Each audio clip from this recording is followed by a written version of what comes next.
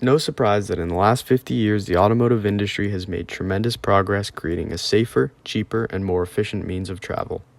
For safety, this means turning lap belts into inertia or three-point seat belts or anti-lock braking system advancements with traction control, hill descent, and more.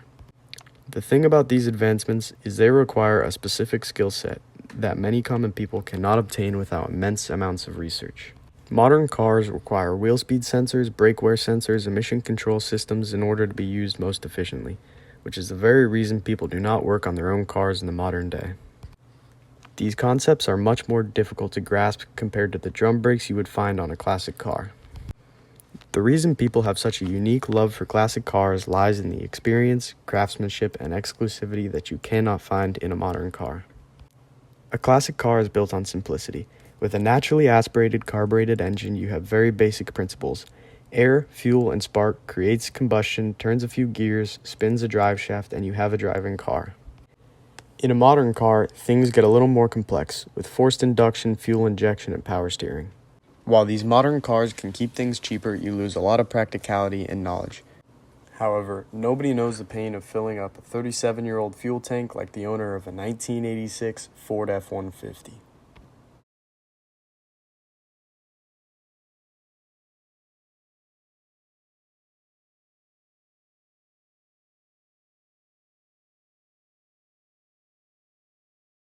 All the vehicles this age and older.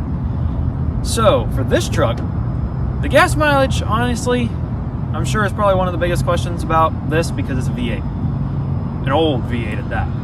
The gas mileage is not the greatest.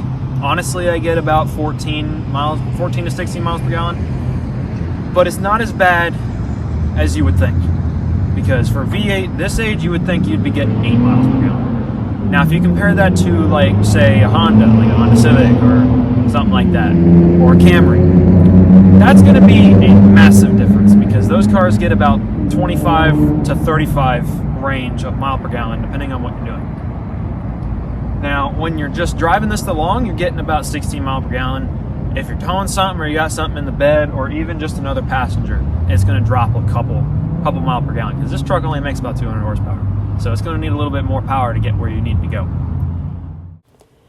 Ricky works on a car that, while it is a classic, features fuel injection, power windows, and other features you would not expect to find until the late 90s to early 2000s. Let's hear from him about his experiences working on classics and how easy it is.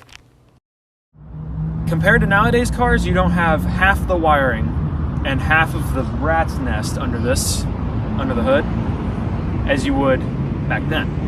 It is so incredibly easy to work on one of these. I've actually had to take this engine apart before because it was having some issues. This truck was sitting for about 10 years, give or take. And when I started working on it, it had some internal issues on the engine that I actually had to resolve.